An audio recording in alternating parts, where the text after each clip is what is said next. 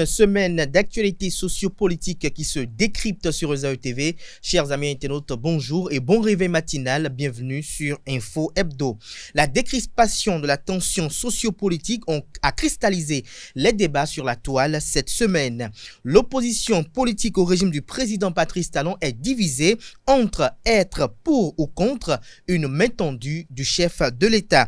Accusé pour son changement de discours sur l'attitude à adopter désormais par rapport au pouvoir de Cotonou, le politologue Richard Boni-Ouourou a fait savoir qu'en réalité, le chef de l'État Patrice Talon ne lui a pas tendu la main. Il dit, je cite, « C'est moi, Richard Boni-Ouourou, qui lui tend la main et implore son autorité dans ce sens qu'il permette aux personnalités que sont les anciens présidents Thomas Boniaï, Nicéphore Dieudonné Soglo et tous les autres de saisir la main qui leur tend afin que soit initié un agenda de rencontre individuelle d'abord avec chacun et ensuite élargi aux autres qui n'ont pas démérité. Je veux penser au président Bruno Amoussou et Adrien Rumbedji. Fin de citation. Nous en parlerons ce matin dans le décryptage du jour sur Info Hebdo avec comme invité Joseph Perzo-Anago. Il est le directeur de publication du quotidien La Dépêche. Il sera face à Habib Andessi, président d'honneur du mouvement socialiste révolutionnaire MSR et également membre de la formation politique Union sociale libérale. Le troisième invité que je reçois ce matin sur ce plateau est Georges Anagonou, analyste politique, socio-anthropologue. Cette semaine, plus que jamais, l'adieu autoproclamé parfaite de Banamé a fait l'actualité du plafond au plancher à travers un audio viral sur la toile. Accusé de plusieurs dérives dans une lettre ouverte adressée au président de la République, Patrice Talon, la patronne de la mission religieuse de Banamé hausse le ton sans pour autant confirmer ou infirmer les dénonciations de son désormais ex-prêtre, menace et met au défi le président Patrice Talon de l'interpeller à propos de la dite lettre. Nous en parlerons également dans le décryptage et nous ferons en fin d'émission, si le temps nous le permet, un commentaire sur l'actualité sociopolitique en Guinée-Conakry. Le décor ainsi planté, chers amis internautes, on se retrouve tout de suite pour le décryptage.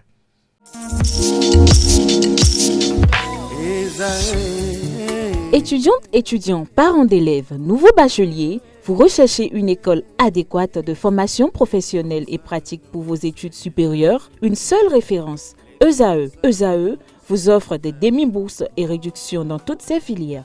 Waouh! Payez 300 000 au lieu de 550 000 en licence 1, 2 et 3 en journalisme, réalisation, sciences de gestion, administration des affaires, sciences économiques et sciences juridiques. En master 1 et 2, 670 000 en journalisme et 550 000 en sciences de gestion et administration des affaires au lieu de 1 070 000. Écoutez, pour les 100 premières inscriptions en administration générale et administration des finances, payez 450 000 au lieu de 550 000 pour la licence 1, 2 et 3. En master 1 et 2, payez 870 000 au lieu de 1 070 000. Alors, rendez-vous vite à Esaü pour la rentrée académique 2021-2022. Les deuxième et troisième années démarrent le 20 septembre 2021 et la première année le 11 octobre 2021. Informations et renseignements, Esaü Cotonou, 3e rue à droite en quittant le carrefour Jadot pour la BIBE Jéricho. Téléphone 96 80 55 11 ou 98 98 14 00 ou encore 90 93 65 21. Esaü, l'excellence à un an.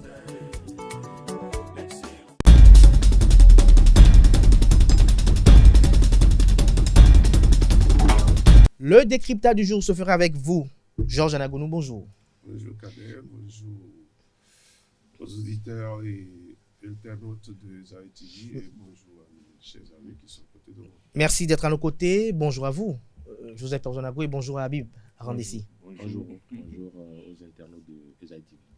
Alors, Georges Anagonou, je vais commencer par vous, puisque vous êtes à ma gauche très proche. Vous avez suivi l'actualité sociopolitique de votre pays cette semaine.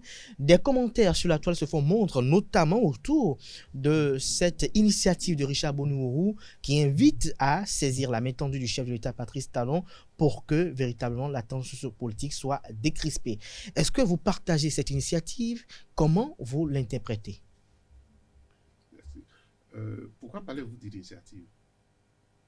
Non, Richard Boni-Ouourou exprime quelle est sa pensée à lui. Mais si vous parlez d'initiative, c'est tout comme s'il a déjà mis des gens autour de lui et son agenda est clair là-dessus. Donc moi, je ne parle pas d'initiative de Richard Orou. Richard Orou est en train de donner quelle est son opinion, quelle est sa façon de voir par rapport à la société dans laquelle nous vivons. Mais cette opinion est peut-être partagée par d'autres Béninois. Moi, je ne les ai pas vus encore. Mais maintenant, je vais dire ceci. Nous sommes dans un État démocratique. D'accord? Et en démocratie, il y a toujours ceux qui sont pour et ceux qui sont contre. L'opposition a le droit d'exister dans un système démocratique. Ce qu'il ne faut pas, cette confusion qu'on fait chez nous, à partir du moment où vous êtes opposant, vous êtes ennemi du régime. Ça, c'est une mauvaise conception de la chose. Est-ce que vous êtes en train d'insinuer qu'à travers cet appel de Richard Boni-Orou, c'est-à-dire que tout le monde vient à la mouvance? Ouais, mais est-ce que vous ne sentez pas un besoin irrésistible des uns des autres que la classe politique soit... Vous saviez pourquoi on avait fait la conférence nationale? La conférence nationale parce qu'on était dans un régime dictatorial qui n'acceptait pas l'opposition et qui a réorganisé notre société. Et ce système de vie-là n'a pas plu aux Béninois. Et donc, à partir de ce moment, on veut créer une nouvelle société. Ou bien, on veut donner une nouvelle orientation à notre société. Ça a besoin que tout le monde s'asseye, qu'on réfléchisse. Et depuis 1990, on a jeté les bases. Et nous avons choisi nous-mêmes de rester en démocratie. Lorsque nous sommes en démocratie, eh bien, l'opposition doit exister, la mouvance doit exister. Ce que je refuse, c'est de considérer que dès que vous êtes de l'opposition, vous êtes ennemi du régime. C'est faux. C'est faux. Parce que ce que fait l'opposant, ça permet au régime d'être beaucoup plus efficace. Je voudrais juste donner des exemples pour faire cela. Vous savez que quand il y a des questions de grande importance qui engagent la nation française, eh bien, le président qui est là, il va recevoir Marine Le Pen, il va recevoir les socialistes, Flop, il va recevoir...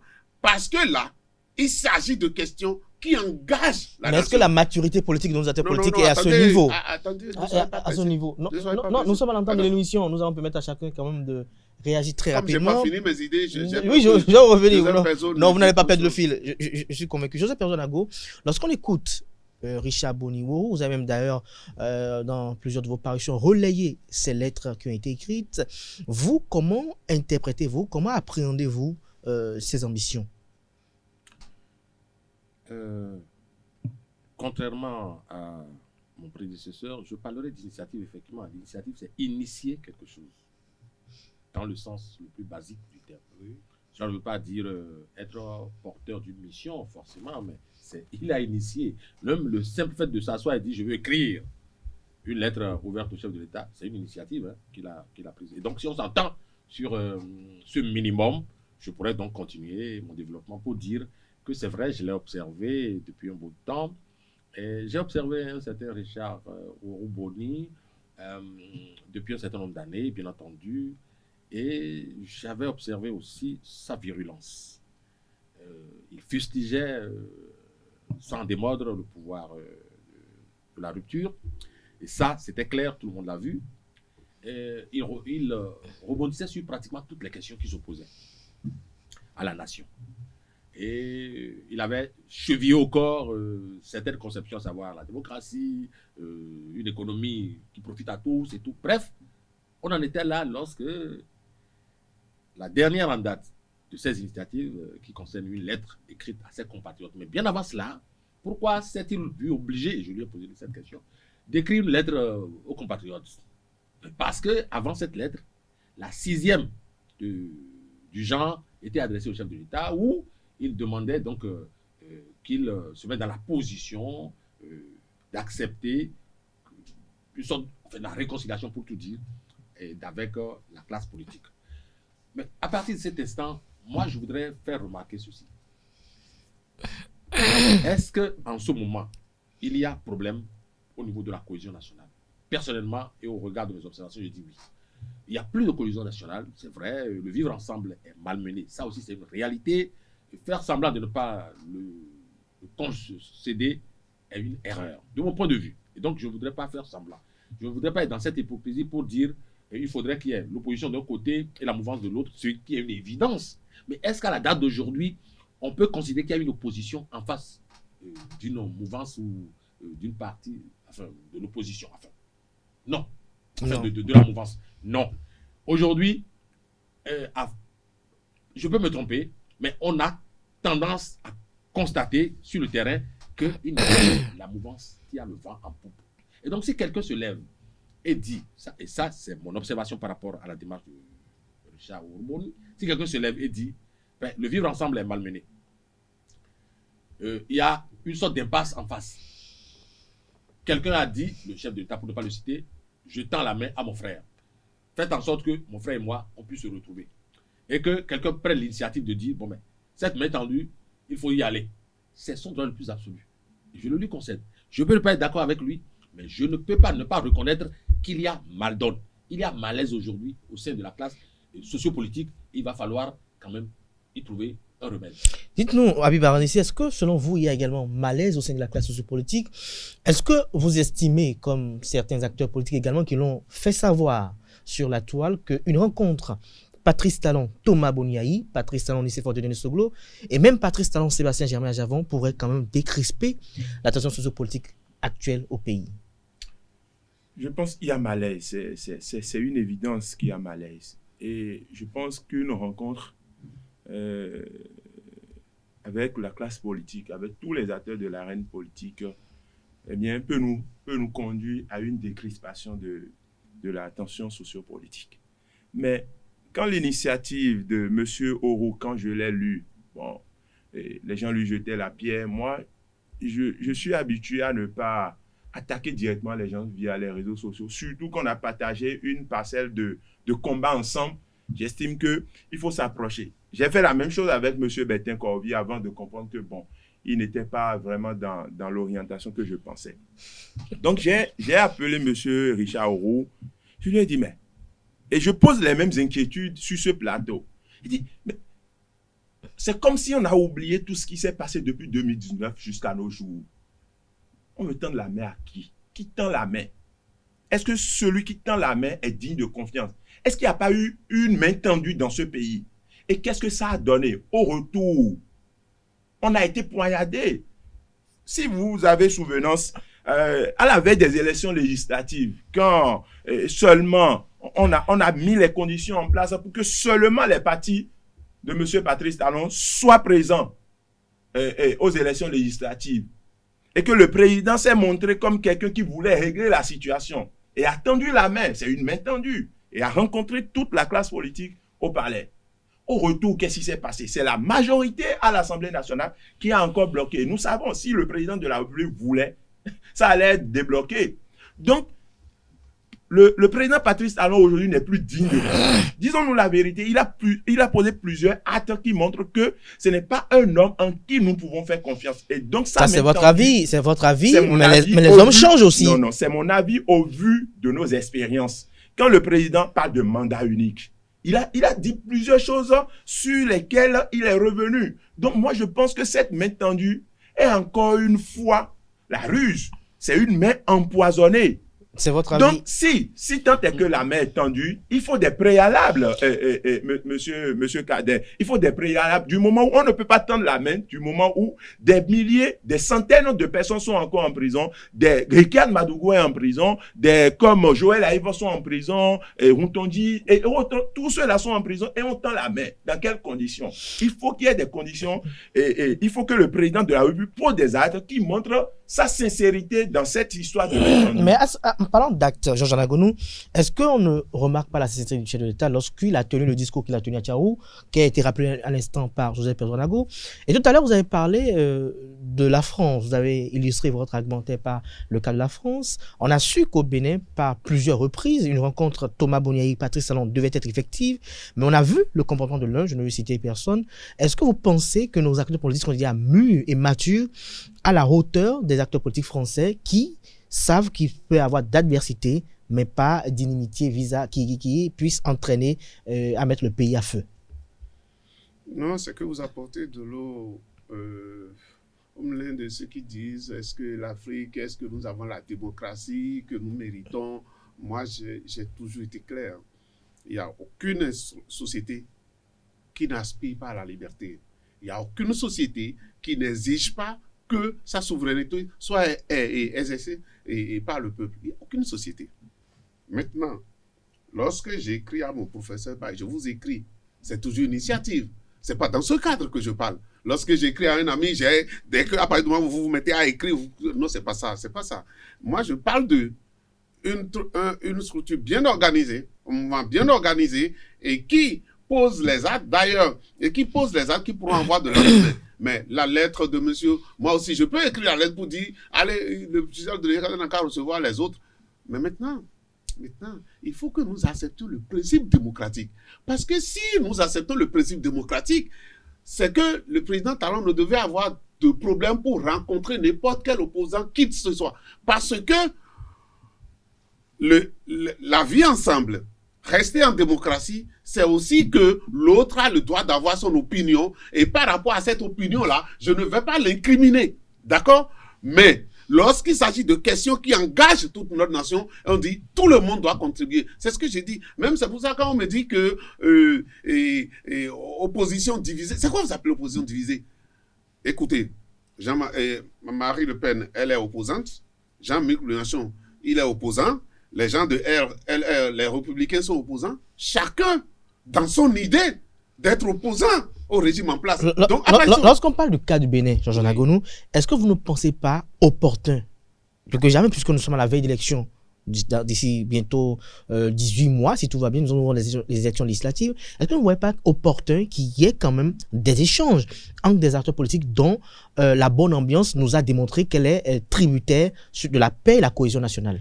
Je vous rappelle une période. C'est vrai que ce n'est pas la norme, mais le président Ngouedji on constate cela. Vous vous rappelez quand le président Ngouedji était en opposition par rapport au président Nicéphore Soglo. D'accord? Personne n'avait dit en ce moment-là, non, ils n'ont qu'à se mettre ensemble, parce qu'on faisait la politique en intelligence en ce moment-là. Donc, moi, je ne trouve pas nécessaire que, en plus, certains disent, conférence binationale, ça va diminuer l'importance de la conférence nationale qu'on a eue dans ce pays-là. Nous avons décidé de changer de société, nous l'avons changé, et ce que je disais, c'est ceci.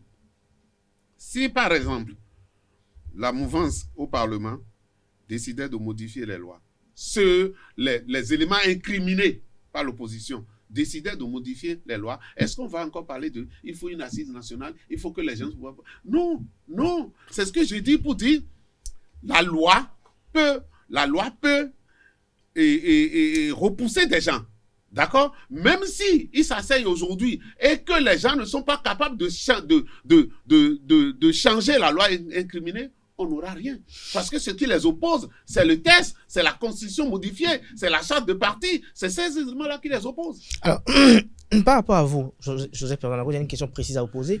Lorsque j'ai parcouru un peu les différents posts sur la toile, il y a une chose que j'ai lue où des gens estiment que ce qui oppose Patrice Talon à Boni-Aï, ce qui oppose Nicéphore Soglo à Patrice Talon, ce n'est pas des problèmes de questions de gouvernance qui ne sont que des alibis. Les uns et les autres estiment qu'il y a des problèmes de personnes qui doivent être réglés. Maintenant, lorsque l'on parle de l'initiative de Richard Boni-Ourou, si on peut l'appeler ainsi, comme vous avez accepté d'ailleurs, est-ce que Boni-Ourou appelle des assises comme une conférence nationale où il souhaiterait juste des échanges qui puissent tout au moins apaiser la tension actuelle? Vous avez répondu en partie à...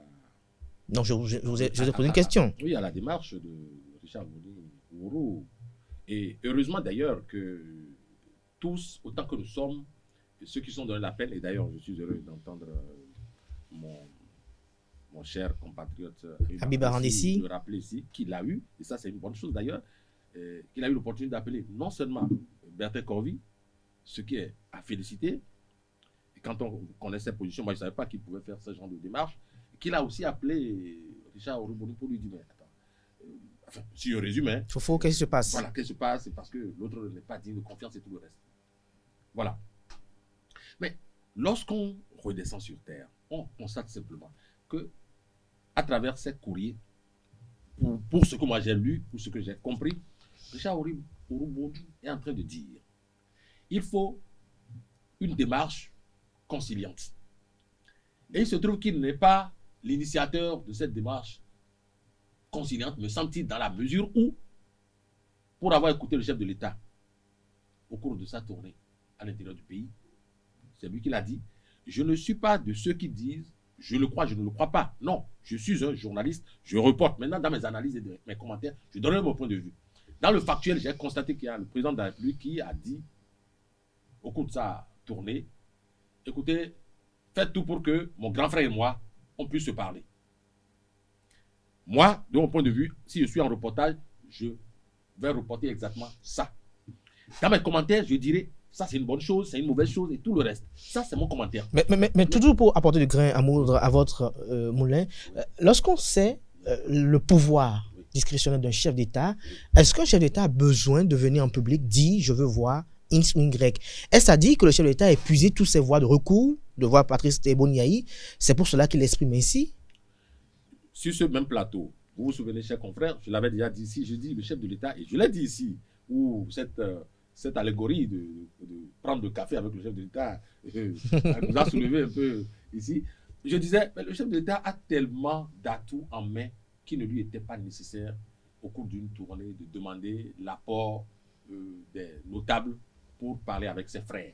Le chef de l'État, aujourd'hui, là où nous sommes, il peut, si ça lui plaît, appeler sur ce plateau et donner son point de vue. Et vous allez voir qu'il sera reçu en primauté. Il peut aussi aller dans un hôpital, accéder pratiquement à des salles qui me seraient interdites. Donc le chef de l'État, le premier des Béninois, a la capacité, la possibilité de poser des actes sans recourir à ces artifices en griffe. Artifices d'autant que, on l'a vu en campagne, enfin du moins en tournée, en train d'appeler d'autres à la rescousse. Et je disais ici sur ce plateau, il a son agenda, il a son carnet d'adresse, il peut appeler qui il veut. Libre à celui-là d'accepter ou de ne pas accepter. Maintenant, qu'il ait dit, ça participe de mon point de vue des actes politiques. Il a sûrement voulu que autour de lui, les gens perçoivent une démarche charismatique et tout le reste. Et je le lui concède d'ailleurs. Mais ce que je voudrais retenir ici pour terminer, mon cher frère, c'est qu'il y a eu un citoyen, il a le droit, et je ne vous apprends rien, autant que je peux écrire une lettre ouverte au chef de l'État et lui dire ce qui ne va pas, ce qui ne me plaît pas, ce qui me plaît. Donc, un compatriote qui a la même nationalité, ce n'est pas le cas de l'évoquer ici forcément, et s'est vu intéressé à cette question et a dit, j'aurais souhaité que on prenne au mot le chef de l'État et que Yaïboni puisse effectivement saisir la main tendue. A-t-il le droit de le dire? Je dis oui. Maintenant, est-ce que c'est bon de le dire? Ça, c'est mon avis personnel. Habib Andessi, lorsqu'on appelle à ce qu'il y ait des échanges, c'est qu'on veut le dialogue, on veut la paix. On peut échanger pour ne pas être d'accord ou être d'accord pour ne pas être d'accord, mais tout au moins, on aura échangé et ça a une plus-value quand même. Mais est-ce à dire que parce que dès que quelqu'un appelle à des échanges, qu'il devient un soumis à Patrice Talon? Est-ce que parce que Richard Boni-Oro appelle à saisir la main tendue, qu'on peut déjà le soupçonner d'être de connivence avec le pouvoir? Pas du tout. Et moi, je n'ai jamais nourri ces genres de débats. Candidat Zanaï est taupe, telle personne est taupe. Moi-même, on m'a traité de taupe. Moi, je sais, vous savez, chacun s'est engagé librement dans un combat contre une certaine gestion du pays. Donc, moi, je ne nourris pas ces genres de débats. Mais quand j'ai lu et j'ai entendu, j'ai vu les commentaires, mon premier réflexe, je me suis posé la question, mais M. Auroux est dans l'arène politique depuis un bon moment. Et il sait quelle personnalité, quel type de personnalité Patrice Talon est. Vous comprenez un peu? C'est comme si, on dit en fond, et nous tous l'homme, c'est-à-dire, nous connaissons celui qui est en face de nous. Et je vous donne un exemple terre à terre. La tournée du président de la République a lieu avant les élections. Il a dit qu'il voulait une rencontre avec son frère avant les élections. Et c'est ce qui oppose aujourd'hui la classe politique. Il sait, et M. Arnagon l'a rappelé, c'est les conditions dans lesquelles les élections se passent. C'est les tests de la République. Est-ce que vous êtes sûr que ce sont les tests qui opposent les uns les autres ou il y a d'autres querelles?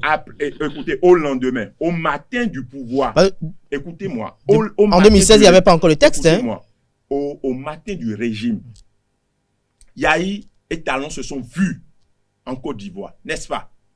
Ils se sont parlé. J'estime que c'est pour régler leurs problèmes, les différents interpersonnels. Maintenant, quand nous rentrons dans l'arène politique, c'est tout à fait normal que Yahi Boni décide d'être opposant à Patrice Talon. Nous sommes en démocratie. Il a perdu le pouvoir, il peut s'opposer, il peut dire, bon, désormais mon parti vient dans l'opposition. C'est tout à fait normal. C'est tout à fait normal que Soglo se voit opposant. Ne rentrons pas dans des considérations qui ne vont pas nous amener loin. Restons dans le cadre politique. Moi, je ne suis pas opposant à Patrice Talon parce qu'il m'a arraché ma femme, parce qu'il m'a empêché d'avoir un boulot. Non, pas du tout. Je le suis parce que j'ai certaines valeurs qui ne conviennent pas avec la gestion du pays. Est-ce que vous pensez que ces leaders-là ont la même vision que vous? Moi, j'estime que quand quelqu'un se dit opposant à un régime, c'est parce qu'il reproche à ce régime une certaine gestion. C'est la norme. Et c'est son droit absolu. C'est la norme, ça. C'est dans la contradiction que jaillit la lumière. Donc, l'initiative de M. Richard, je ne condamne pas cette initiative.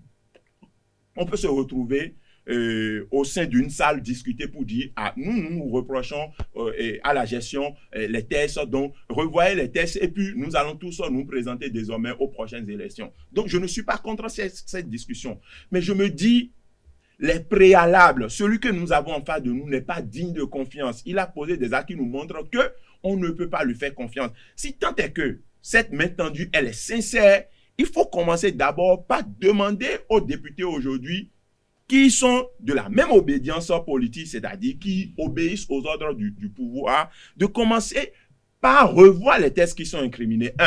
Ceux qui sont en prison du fait. Les tests ont été revus en 2018. Écoutez, ceux qui sont en prison du fait, les tests ont été revus. Mais vous avez vu par la suite ce qui a été créé.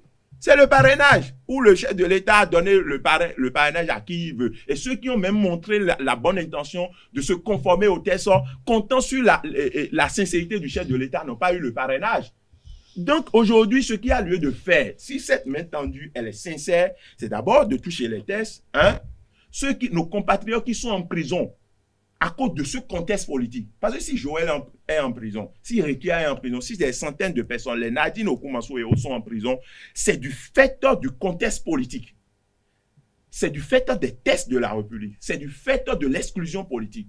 Alors, si on veut faire table rase et qu'on veut continuer, qu'on veut aller sur de nouvelles bases politiques, il faut que tout cela soit libéré et qu'on se retrouve désormais pour une nouvelle orientation politique de notre pays. Georges Anagonou, c'est vous qui l'avez dit tout à l'heure et ça a inspiré d'ailleurs même Habib Arandessi. Vous estimez que la plupart des intrigues politiques puisent la légitimité des textes et lois. Mais lorsqu'on regarde un peu par le passé et qu'on sait que la plupart de ces lois ont eu leur ancrage depuis la 7e législature, qui était une législature installée par des ténors FCBE, tous pratiquement acquis à la cause de Boniaï, qui se sont reversés à Patrice Talon. Est-ce qu'on peut toujours imputer cette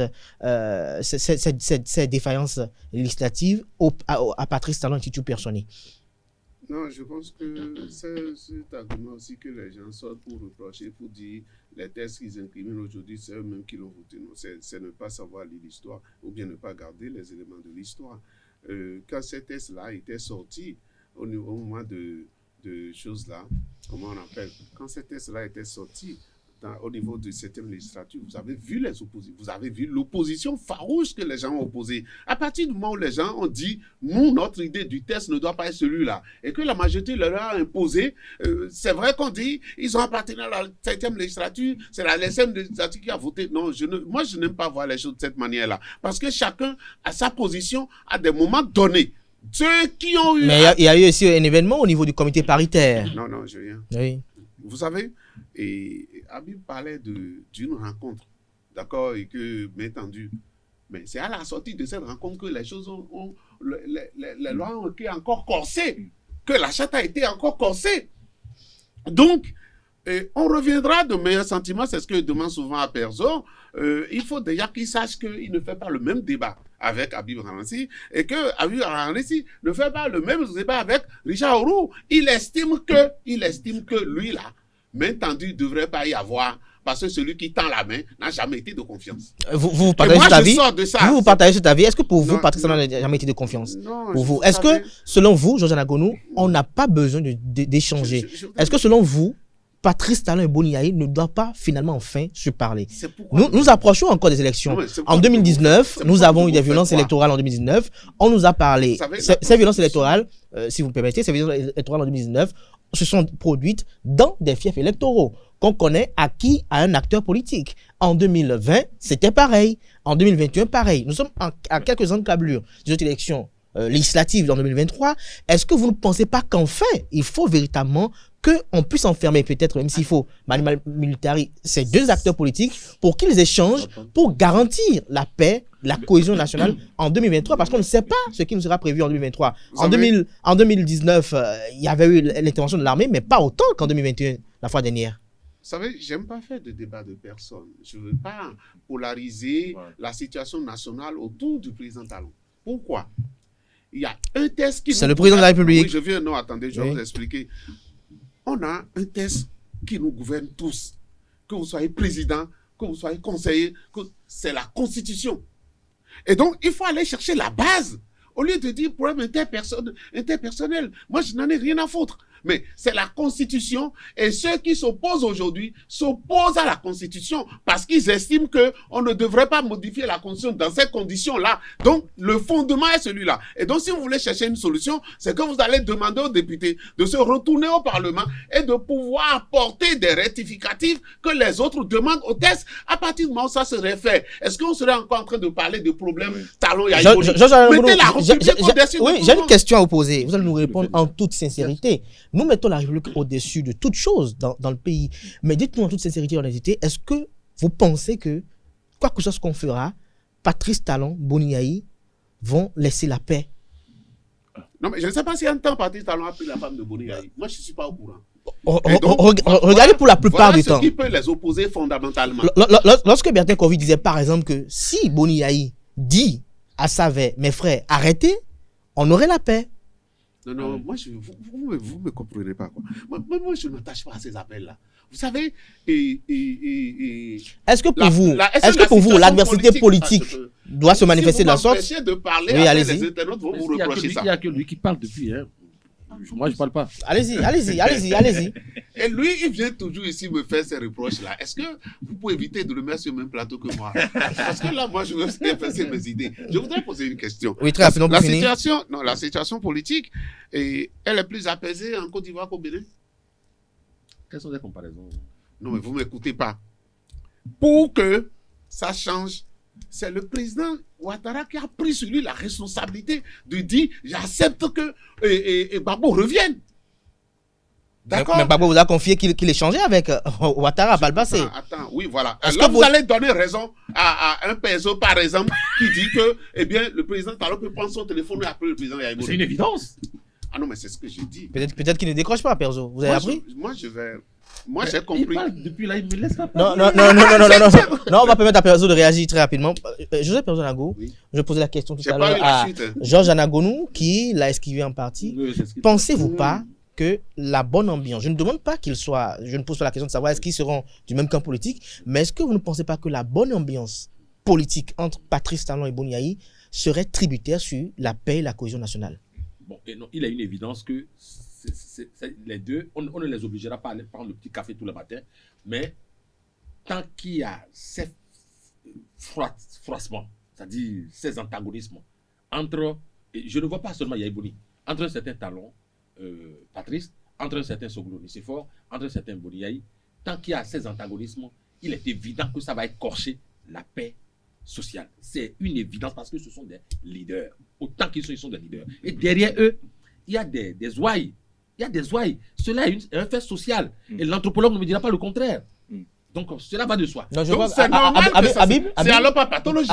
Oui. Moi, je pense que depuis mon opposition face au régime de Boni Yayi et aujourd'hui face au régime de Talon, j'ai toujours horreur du fait qu'on réduise l'opposition à des individus. Vous savez, Habib s'il vous plaît. Moi, je ne fais pas... Non, juste pour vous relancer. Écoutez, vous refusez... Oui, s'il vous plaît. Lorsque vous évitez des problèmes de personnes. S'il vous plaît, lorsque Yayi Boni discute avec Talon et ils se comprennent, ils ne se comprennent pas au nom de moi, mon combat. Mais est-ce que vous êtes d'accord que s'ils se comprennent aujourd'hui, ça va changer? Non, rien ne va changer au fait. Ah bon? Tant que ce qui nous divise, ce qui nous oppose n'est pas réglé. Vous avez dit tout à l'heure que les tests de la République les tests que nous incriminons aujourd'hui ont été votés par la 7e législature. Je voudrais faire une certaine rectification. Ce n'est pas les tests en l'état tels votés à l'Assemblée nationale qui ont posé de problèmes. C'est comme si on a un problème et qu'on oublie un peu le passé. on a voté une charte des partis politiques, un code électoral. Et tout le monde est allé se conformer à ça. Mais en cours de chemin, quelque chose a été créé pour écarter. C'est ce qu'ils ont appelé certificat de conformité. C'est que vous avez oublié. Ce certificat de conformité n'existait pas dans les textes votés à l'Assemblée nationale. C'est parce qu'on a demandé à quelqu'un à la Cour constitutionnelle de le faire. Est-ce que vous étiez là quand on lui a demandé? Allons-y. D'où les personnes finalement qui se mettent dans le jeu. Continuons. Mais Habib, j'ai envie de vous poser une question. Vous appartenez à l'USL, l'Union sociale libérale. Vous appartenez à l'USL, l'Union sociale libérale, qui a des fiefs, notamment dans le Mono, dans le Koufo, et même dans d'autres départements du Sud. Mais pourquoi se fait-il que pour la plupart du temps, lorsque nous avons des élections et qu'il y a violence électorale, dans ces régions, on ne sent pratiquement rien, alors que c'est dans des zones réputées d'un fief électoral, d'un acteur politique, que nous remarquons ces violences électorales. Alors que votre leader aussi n'est pas en bonne odeur de sainteté avec le chef d'État actuel. Je suis d'accord alors, avec vous. est-ce que vous ne pensez pas que quelque part, des échanges pourraient contribuer à ce que, même si on est en désaccord, qu'on ne puisse pas aller à cette extrémité? Alors, dites-moi, lorsqu'il y a eu... Des gens ont perdu la vie. Écoutez, lorsqu'il y a eu soulèvement de la population à Savè, hein, peut-être que ça, vous allez dire que c'est pour Yaïboni. Mais quand il y a eu à Banté, vous allez dire que c'est pour Komi Kouché. Donc, vous allez me dire que lorsque Yahi et Talon vont se retrouver, parler, ils vont régler le problème de Komi Kouché. Non, ne dites pas des choses du genre. Moi, je pense que dans un peuple, il y a des compartiments, il y a des moments où c'est une partie du peuple qui a vu peut-être certains, écoutez-moi, certains leaders politiques et autres, des militants qui se lèvent contre. Donc, vous ne pouvez pas me dire, même à Ouida, il peut y avoir soulèvement. D'ailleurs, lorsque ça a commencé en 2021, c'est vrai que ça n'a pas vraiment chauffé à Cotonou et à Ouida. Mais vous êtes d'accord avec moi qu'il y a eu des échauffourées et à Ouida, il y a eu des échauffourées à l'Étoile Rouge. Parce que mais pas de l'ampleur de Banté, pas de l'ampleur à Savè, pas de l'ampleur à Tchaou. À Ouida, on n'a pas incendié des domiciles d'élus. S'il vous plaît. Ce que vous dites, sous tous les cieux, c'est comme ça se passe. Moi, je dis, il faut réinventer. Si vous voulez nous donner des exemples, donnez-nous des exemples des moments d'échauffourée ou bien de soulèvement où il n'y a pas eu ce genre de cas dans le monde entier. Si vous me donnez des exemples comme ça, moi je vais vous dire désormais... Et donc c'est la norme? Non.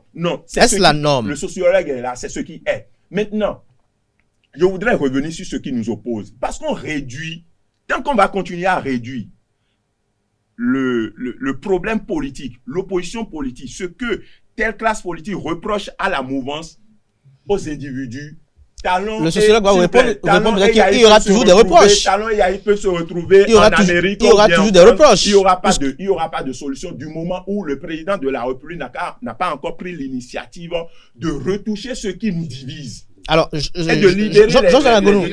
Georges Anagonou. Il y a que Pezo fait comme un élève, je pense qu'il faut mieux lui donner. Georges Anagonou. Non, Georges Anagonou. Vous êtes socio-anthropologue. Georges Anagonou, on se suit. Nous suivons avec beaucoup d'intérêt. Vous êtes socio-anthropologue. Vous avez estimé qu'il faut mettre la République au-dessus de tout et bien d'autres choses. Mais lorsqu'on y voit de près et que l'on ne voudrait pas qu'en 2023, on puisse avoir un bis repetita et que l'on sait que lorsqu'il y a opposition politique, c'est qu'il y a une opposition de façon de gouverner un pays. Est-ce qu'on pourrait quand même trouver un mécanisme à travers lequel, en 2023, on ne puisse pas encore assister aux tristes événements de 2019, 2020 et 2021? Vous savez, ce que les gens n'ont pas le droit de faire, c'est d'aller s'entendre sur le dos du peuple. Et ça revient à ce que Habib disait. Mais généralement, quand c'est fait, il y a la paix. Non, oui. Et ça, c'est parce que nous ne jouons pas entièrement le jeu démocratique. Si nous jouons entièrement le jeu démocratique et que les tests que nous avons sont des tests qui implorent la paix sociale. Parce que ce que vous dites, c'est vrai. Et cela, je peux comprendre. Ça dit, lorsque deux frères ne s'entendent pas à la maison, il n'y a que leurs enfants aussi ne s'entendent pas et ça déteint sur le reste. Mais lorsque justement, sociologue, anthropologue que vous êtes, une autre question. Pour régler le problème, il faut que nous ayons en tête que ce qui doit opposer les gens, c'est les systèmes politiques, c'est le test qui asseoir le système politique dans notre pays et que l'opposition est devenue si accepte entre les différents corps constitués à partir du moment où on a modifié les textes, à partir du moment où on a une nouvelle constitution, à partir du moment où la charte des partis, d'autres estiment que ça n'a pas été respecté. C'est à partir de ce moment-là. Donc, si vous voulez, les deux peuvent aller se voir et manger dans une chambre. Tant que les textes ne vont pas être changés de la manière dont les autres avant de veulent, revenir, eh bien, lorsque vous parlez au dans test, je vais vous donner une petite illustration de revenir à Joseph Perdonago. Lorsqu'on remonte dans l'histoire et qu'on parle de 2011 où il y a eu un chaos contesté, controversé, et dont chacun avec ses opinions, lorsque des acteurs politiques, des citoyens, de façon libre et unanime, sont rentrés dans les rues, à Porto-Novo et bien d'autres, pour protester contre ce chaos, lorsque Maître Adrien Oumbédi a appelé à la paix, est-ce que cela a eu un impact sur la situation sociopolitique de l'or? Est-ce que vous ne pensez pas, comme je le répétais à maintes reprises, que lorsqu'il y aura un acteur politique, un des leurs, qui dira non, ne faites pas ceci, non, ce n'est pas bien, que ça pourrait permettre à ce que nous n'ayons plus de morts, nous n'ayons plus des gens qui iront en prison pour des faits qui sont imputables devant la loi, quand même, après toute chose, puisque c'est sur la base des textes et lois votés régulièrement et constitutionnels que les uns et les autres sont en prison. Ah, vous avez dit ça. Cela veut dire que ce qui est fondamental déjà, c'est que les gens puissent s'entendre sur le test qui nous gouverne, qui s'entendent sur les tests. Or, aujourd'hui, la situation est que les gens ne s'entendent pas sur les tests qui nous gouvernent. Et tant qu'ils ne vont pas s'entendre sur les tests qui nous gouvernent, nous serons toujours dans l'imbroglio. Mais je vais être d'accord avec vous pour dire, Perzo le disait tout à l'heure, les gens sont leaders. Lorsqu'ils sont leaders, c'est qu'ils ont eu troupe derrière eux. Ces leaders-là peuvent se voir et discuter. Mais avant que le leader n'aille vers l'autre, il faudrait que sa base puisse lui dicter ce qu'il doit dire. Maintenant, vous allez permettre à Perzo de réagir, sinon il va encore vous dire que vous le prenez tout le temps. Bon, merci. Il n'a souvent pas le temps de terminer ses idées. Non, je voudrais dire ceci. C'est vrai que tout à l'heure, ce n'est pas un secret. Nous sommes presque à la fin de ce sujet-là. Moi, je voudrais que vous me permettiez de permettre à l'initiateur, quoi qu'on dise, de préciser deux de ces idées. Parce que moi, j'ai l'intention de... Vous voulez l'appeler, c'est ça? Oui, je voudrais bien. Pourquoi? Parce que je me rends compte aujourd'hui 60 secondes. En fait, ils sont des amis, en fait. 60 secondes, oui. Perdonago, parce que nous avons d'autres sujets à fouetter. Oui, allô? Monsieur Richard Boniworou. Oui, bonjour. Oui, je me permets de vous appeler. Nous sommes sur un plateau de télé, Esaü TV. Alors, je voudrais comprendre un peu. Vous aviez écrit une flopée de lettres au chef de l'État. Vous venez d'écrire une dernière lettre à vos compatriotes. Je rappelle que vous êtes bénino-canadien, n'est-ce pas? Oui, bien sûr. Très bien. Alors, je voudrais dire ceci. Entre nous, le Richard Boni des années 2019-2020, est-il celui des années 2021? Y a-t-il eu un autre Richard Boni? Parce que quand on observe la virulence avec laquelle le Richard Boni de 79 intervenait... Critiquer l'action du gouvernement. Critiquer les actions du gouvernement, on rebondit sur les questions politiques et économiques. Curieusement, le Richard Boni de 2021 estime plutôt que la main tendue doit être saisie et tout. Alors, qu'est-ce qu'on peut retenir par rapport à ce revirement, ce qui semble être un revirement de votre part? Merci, M. Perzo. J'avoue que je suis un peu peiné que le débat politique tourne autour de ça aujourd'hui. Mais, comme vous me posez la question, je vais vous répondre. Vous savez, M. Perzo, aujourd'hui au Bénin, il y a deux types de personnes qui portent deux luttes différentes au nom du même Bénin. Il y a ceux comme moi, qui croyons à la démocratie, mais qui n'invoquons pas une notion vide de sens. Parce que la démocratie est un concept assez large. La démocratie dont des personnes comme moi, soutenues par une majorité de Béninois, parlons, porte sur la garantie des libertés publiques, la garantie des libertés individuelles, la transparence dans la gestion publique et l'inclusion économique et sociale.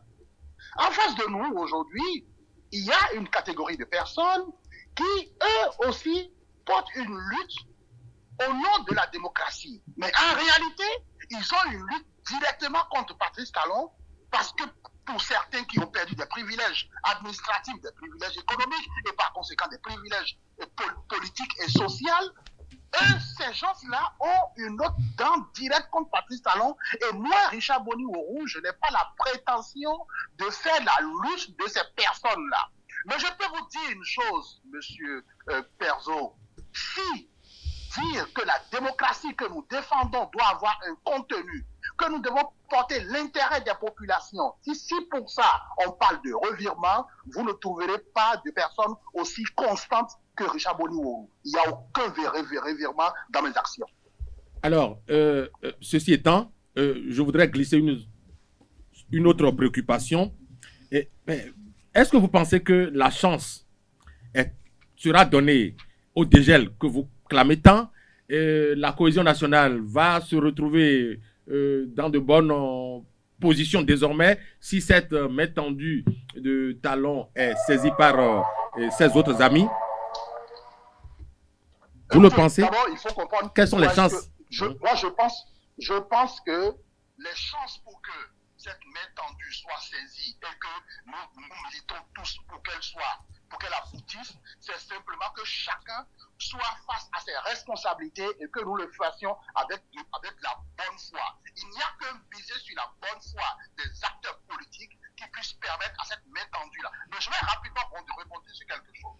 Beaucoup de gens disent, écoutez, mais Patrice Talon a déjà tendu une main par le passé et ça s'est soldé par le renforcement des lois arbitraires. Je voudrais dire à ces personnes, quand Patrice Talon a tendu la première main, j'ai pris mon téléphone et j'ai appelé des responsables politiques de premier choix. J'ai dit à M. Thomas Boni-Yahi, j'ai dit à M. Niké Bosoglo et tout le reste, ne laissez pas les jeunes gens aller à cette table de négociation-là. Rendez-vous vous-même, avalez vos égos, déplacez-vous vous-même, rencontrez Patrice Talon.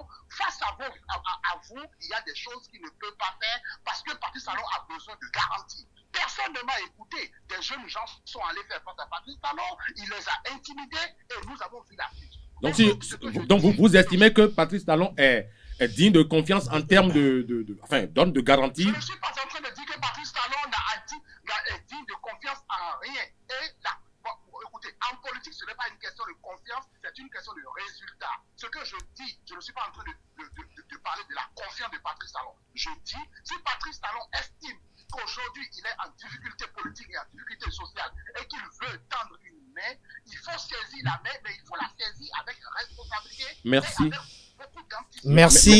Merci à vous, Merci. Richard Boni-Uuru. Merci également à vous, Perzo Anagonou, pour cette opportunité qui vient quand même enrichir le débat de ce matin sur Info Hebdo. Je me retourne vers vous, Habib Arandissi. Richard Boni-Uuru a parlé de ravaler les égos et qu'il y aurait au sein de cette opposition des gens qui mènent des combats parce qu'ils auraient perdu des privilèges par le passé. Est-ce que vous avez suivi son argumentaire, l'essence de son argumentaire? Est-ce que vous êtes davantage satisfait sur, je dirais, les motivations de son initiative? Je pense que depuis qu'on a commencé à débattre de ce sujet sur ce plateau, je n'ai jamais été contre l'initiative. Mais je me suis dit, c'est inutile. C'est inutile du moment où moi, j'ai du mal à faire confiance au chef de l'État. Monsieur Richard disait tout à l'heure qu'il avait appelé les leaders pour leur dire de se rendre eux-mêmes à cette rencontre et qu'ils ont laissé les jeunes. Qui sont ces jeunes dont on parle? On parle des acteurs politiques, des chefs de partis politiques qui sont allés rencontrer le président de la République. On parle des chefs de partis politiques qui n'étaient même pas en mesure eux-mêmes de se positionner sur des listes. Comment ils n'étaient pas candidats à un enfant en politique? Et les Eri sont des enfants en politique? Qu'est-ce que nous disons? Mais quand, lors d'une assise, Boni-Yahi apparaît, est-ce qu'ils ont encore le même droit de veto? Non. C'est pas une question de droit de veto. C'est pas une question de personne. C'est une question de principe et de test. Est-ce que, selon vous, sur l'échiquier politique, candidat Zanaï a le même niveau politique que Éric Ounete? Est-ce que Éric Ounete a le même niveau politique que Boni-Yahi? Est-ce que le charisme est le même? S'il y a crise, s'il y a blocage dans le processus électoral et que moi, Habib Arandissi, président d'un parti politique, quel que soit mon âge, je me présente devant Patrice Talon. Je me présente devant Patrice Talon en tant qu'acteur politique, pas en tant que jeune ou bien petit. Mais... Et Écoutez, Oui, écoutez. je vous écoute. C'est pas J'aime une bien vous question écouter. des grands ou bien des petits. C'est une question d'acteurs politiques. D'acteurs Et si le chef de politiques. l'État était sincère dans cette démarche, il ne peut pas intimider les gens, il ne peut pas corser encore les lois. Il devait chercher en réalité une porte de sortie. Et c'est ce que je demande aujourd'hui. Le chef de l'État seul, le président de la République seul, puisqu'il est détenteur, c'est lui qui a initié les tests. C'est lui qui a fait voter les tests. C'est lui qui a la possibilité de dire, écoutez, ceux qui sont en prison, faites-les sortir. Mais il les a Ceux fait qui- voter écoutez, par... Écoutez-moi, Oui. ceux qui sont en exil, il les appelle pour dire, écoutez, les gars, notre pays a besoin de nous tous, la République avant tout. Tout ce que nous avons traîné jusqu'à présent là. On fait table rase. Les tests que nous incriminons, désormais, toilettons les tests et qu'en 2023, qu'on soit tous présents aux prochaines élections. Vous, dans votre position d'opposant et moi, dans ma position de la première personnalité de la mouvance. Vous Alors, êtes d'accord avec moi que et- quel que soit ce qu'il fera, il y aura quand même des Non, gens qui non. vont lui en vouloir. Non, non, Qui vont estimer que la démarche n'est pas la bonne. Écoutez, En c'est pas parce 90, que- la Conférence nationale des forces vives de la écoutez, nation n'a pas fait l'unanimité autant qu'on pense. Non. C'est ce que je dis là. Vous oubliez que dans l'arène politique, il doit y avoir l'opposition et la mouvance. Vous estimez que lorsque nous allons nous asseoir, que nous allons régler les... Personne n'estime ici, Non, ni non, Richard non. Boniwo. Non. Écoutez, ça peut régler les problèmes d'exclusion. Les problèmes d'exclusion vont se régler. Et chacun, désormais, dans sa position politique, peut se présenter à une élection. Le C'est sociologue de ça vous qu'il dira s'agit. peut-être que toute élection est forcément exclusive, puisque dans ce pays, nous avons eu des élections où des gens avaient quand même des Oui, ambitions, mais des élections backgrounds. exclusives, les lois exclusives sur des principes basiques, par exemple l'âge, on peut comprendre. Mais on ne peut pas exclure un parti politique au nom d'un élément que nous-mêmes, Des que critères, soi-même, des critères insérés par les acteurs politiques. Voilà. Georges Anagonou, dans le débat que nous faisons, vous avez suivi tout à l'heure Richard Boniwo, vous avez suivi également le commentaire qu'en a fait Abiba Handessi, qui estime que tous les acteurs politiques sont pratiquement les mêmes parce que la situation est quand même alarmante et que ils devaient y aller. Richard Boniwo qui estimait que Boni Yahi, Nicéphore Denis Sogo devaient ravailler leurs égos pour y aller eux-mêmes en personne pour que véritablement, en grands acteurs politiques expérimentés, ils puissent quand même échanger. Non, moi, je pense que lorsqu'on est dans un groupe politique, nous retenons une opinion, nous retenons une position à défendre, et quel que soit celui qui sera désigné parmi nous pour aller devant les négociations, il parlera que de ce que nous avons dit. Donc, ceci dit, c'est vrai que vous aurez raison quelque part, parce qu'on a dit, lorsque les gens étaient allés à la table de négociation, les Rigondété et tout, qu'ils avaient signé, et lorsqu'ils sont revenus, qu'il paraît que le président Yahi Boni a dit non, vous ne pouvez pas faire ça, et qu'en ce moment, ils sont retraités. En ce moment-là, ça manque de responsabilité, en fait. Parce que s'ils sont allés au nom de leur groupe et qu'ils ont signé des trucs, ça devait être tel, même si ça leur fait mal, parce que ça a été une entente et ils ont été mandatés pour aller faire ça. Par rapport à M. Ouro, ce qu'il a dit tout à l'heure, il développait, mais il a dit une chose, et moi, j'ai dit, je laisse tomber tout. Parce que lorsqu'il trouve que les gens s'opposent, parce qu'ils ont perdu de position de privilégiés, moi je pense que c'est archi faux. Parce que les gens ont toujours, c'est ça en politique, quand vous êtes au pouvoir, vous êtes en situation de privilégié, mais dès que vous quittez, vous perdez ces avantages-là, mais ça ne vous autorise pas. Regardez nos amis internautes sincèrement et dites-nous que est-ce que vous êtes sûr que tous ceux qui s'opposent là s'opposent véritablement à des lois? Votre regard dit... Lorsque les gens... Non, pas du tout. Non, c'est ce que je refuse. Les gens s'opposent à des tests. Tous. Et c'est ce qui devait être. S'ils ont fait autre chose, ça fait leur problème. Mais dans une Joseph Perdolago, un commentaire pour conclure conclure ce sujet, parce que nous avons également une autre actualité qui nous attend. Je ne voudrais pas prendre à contre-pied les déclarations de mes amis d'en face ou mes contrats. S'ils sont d'en face, vous allez... S'ils sont sont d'en face, c'est que vous allez prendre... Je voulais dire, s'ils sont en face de moi sur ce plateau, mes compatriotes, je voudrais dire, parce que chacun d'eux, à les entendre, c'est que dès que les lois, là, c'est gommer les impurités, ça marche. Mais je voudrais dire ceci. Est-ce que vous savez que certaines mauvaises ou bonnes langues ont estimé que la loi sur la criette a été taillée sur mesure? Je dis certaines mauvaises ou bonnes langues a été taillée sur mesure contre quelqu'un d'abord. À partir de cet instant, et j'ai cru entendre tout à l'heure Abiba Handessi dire que des lois ont été votées, que le chef de l'État est au centre de tout, qu'il peut à tout moment tout arrêter. C'est ainsi aussi qu'il est possible que lorsque la tête d'un opposant ne me plaît pas en tant que président de la République, sous les tropiques, je peux initier une loi. C'est ainsi aussi que lorsque sa tête va commencer par me plaire, parce qu'on a eu des conciliabules, je pourrais demander également à ce que cette loi soit revue. Alors c'est dommage. Non, mais dans un système ce que je vous dis, démocratique. est-ce que je vous apprends quelque chose? J'ai dit sous les tropiques. Sous les tropiques où certains abordent la démocratie comme ils l'entendent.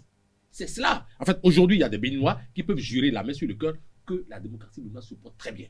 Vous en entendez tous les matins que Dieu fait. Mais de mon point de vue, en tant que journaliste, en tant qu'observateur, je dis la démocratie a mal. Nous sommes des humains, il n'y a pas de situation Merci, parfaite. merci à vous, Joseph Perzonago, merci également à vous, Georges Lagonou, et merci une fois encore à Habib Arandessi qui se rend toujours disponible lorsqu'on lui fait appel. Je m'en voudrais qu'on ne puisse pas aborder ce sujet lié à l'actualité en Guinée-Conakry, mais il y a une actualité au pays qui affecte pour les beaucoup d'entre de saluer cette semaine. Georges Lagonou, vous êtes socio-anthropologue, vous avez suivi cette semaine cet audio qui a été viral, que ce soit sur TikTok, Facebook, WhatsApp et bien d'autres, où l'adieu autoproclamé de Banamé Parfaite a eu à commenter une lettre ouverte qui avait été adressée au président Patrice Talon, la lettre ouverte qui dénonçait un certain nombre de dérives au sein de cette mission de Banamé. Elle a eu à traiter le chef de l'État d'une façon que je n'aimerais quand même peut-être pas rappeler ici, peut-être vous pouvez le dire dans votre argumentaire, mais est-ce que vous aviez trouvé un problème, un bémol dans ce qu'elle a dit, et qu'est-ce que vous pensez qui doit être fait? Voilà. Je ne sais pas réellement quelles sont les relations qui lient Dieu de Banamé au chef de l'État. C'est vrai que si elle se considère comme Dieu, elle peut dire que tous les hommes sont dans mes mains. D'accord? Si elle se comportait comme Dieu, elle va dire tous les hommes sont dans ma main. C'est au fait ça. Mais le problème, est-ce qu'elle est Dieu? Est-ce que vous êtes en train de dire... Je vous coupe pas. Est-ce que vous êtes en train de dire que dans son monde, à elle, parfait de Banamé, où elle estime qu'elle est Dieu, elle peut raisonner sur le fait que tout le monde est dans ses mains? Justement, c'est ce que je vous dis. Donc, comme elle se considère comme Dieu, elle va dire n'importe qui est dans ses mains. Mais n'oublions pas que lorsque Patrice Talon allait venir, que la dame, elle a appelé à voter pour le président Talon. Vous n'oubliez pas. Je n'oublie pas aussi le fait que le président Talon n'est pas parce que tu m'as fait venir, eh bien tu fais tout ce que tu veux. Non, il a envoyé des amis en prison. D'accord? Et donc, c'est à d'aller chercher. Est-ce que dans notre constitution, dans notre droit positif du moins, est-ce que l'offense au chef de l'État est encore dedans? Si l'offense à un chef de l'État est dedans, eh bien, le juge devait s'auto-saisir par rapport à ce dossier-là. Ce qui gêne, c'est que si, après cette déclaration-là, il n'y a pas de suite par rapport à ce que la dame a dit. Elle parle du premier d'entre nous. Et il y a eu 2 audios.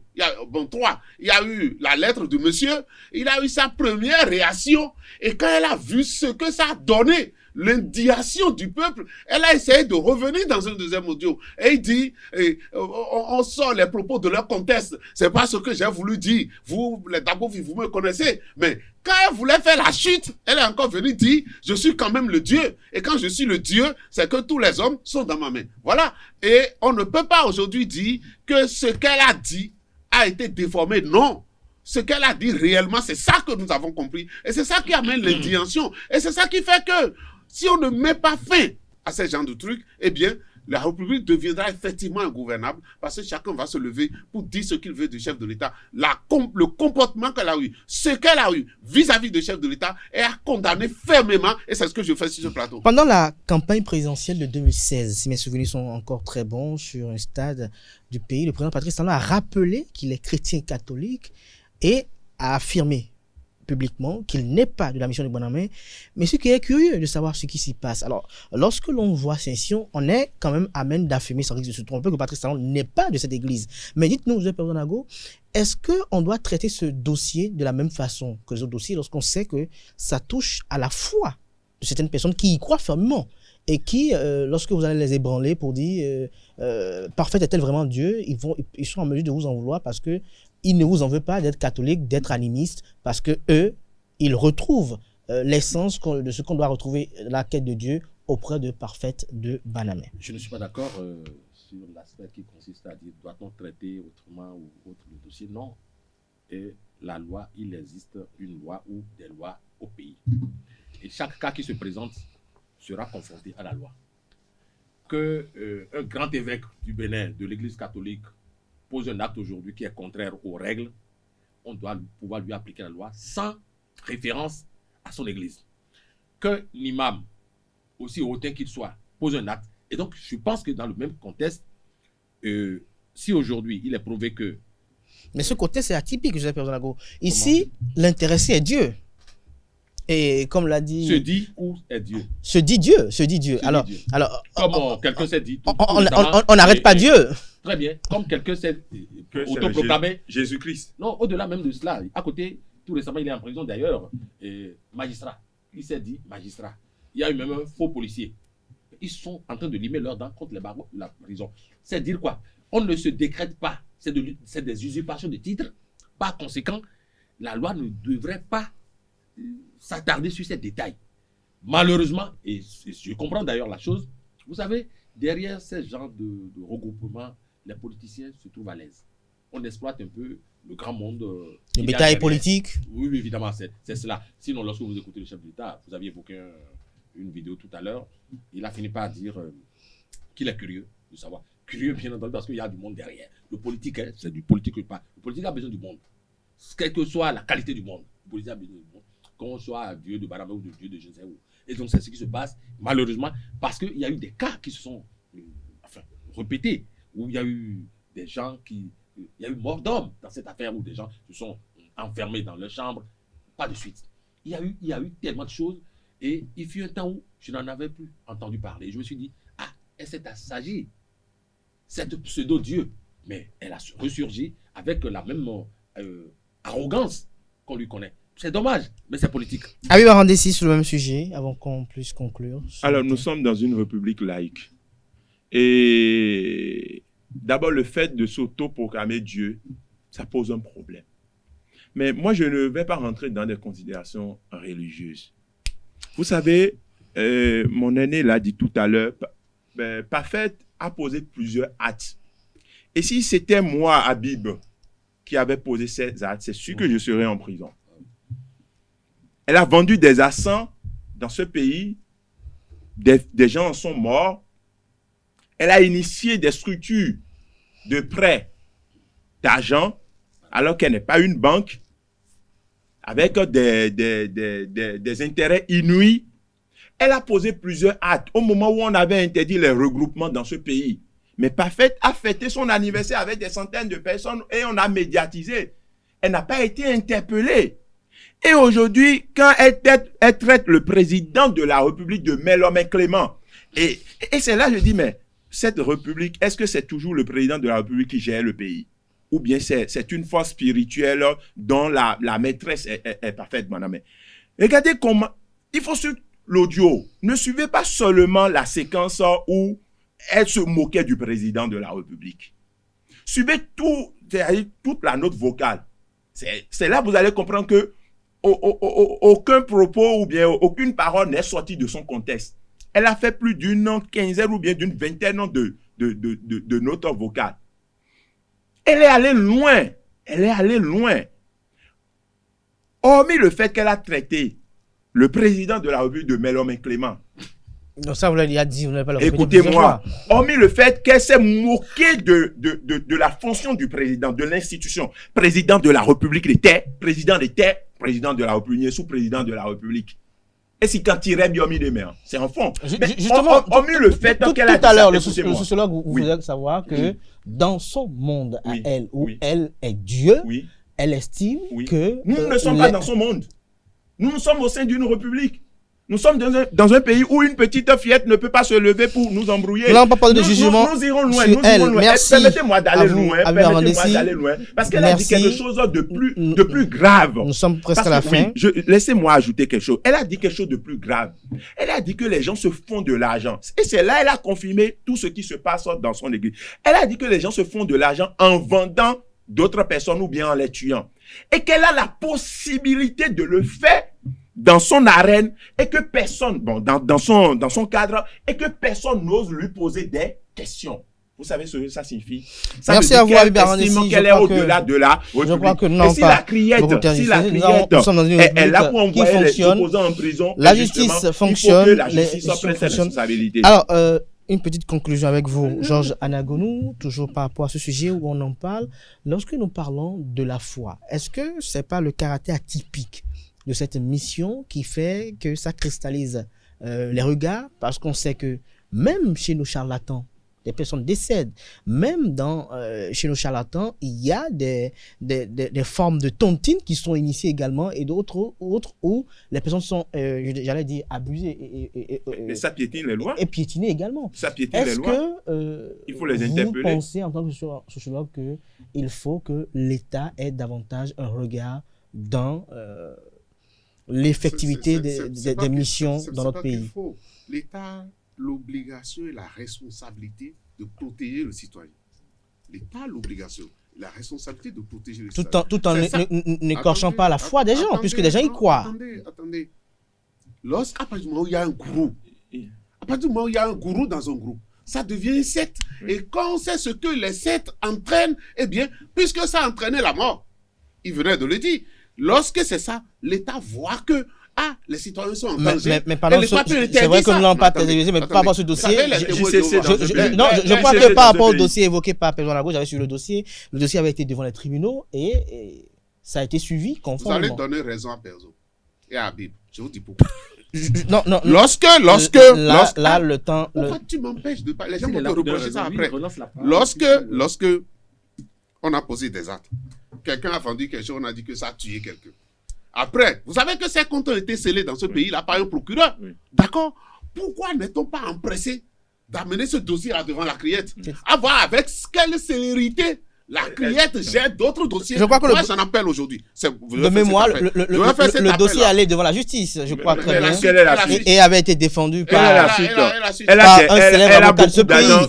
Merci à vous, chers invités. Je rappelle que Georges Anagonou est socio-anthropologue, analyste politique. Il était face à Joseph Perzo Anago, directeur de publication de la Dépêche, et Habib Arandessi, président d'honneur du mouvement socialiste révolutionnaire, membre de la formation politique Union sociale libérale. Vous avez compris que ce débat va se poursuivre notamment en dehors du studio. Merci à toutes et à tous pour l'attention. Portez-vous bien et on se retrouve demain dimanche pour l'invité de cette semaine. Portez-vous bien et à très bientôt et bonne suite de programme sur ESAE TV.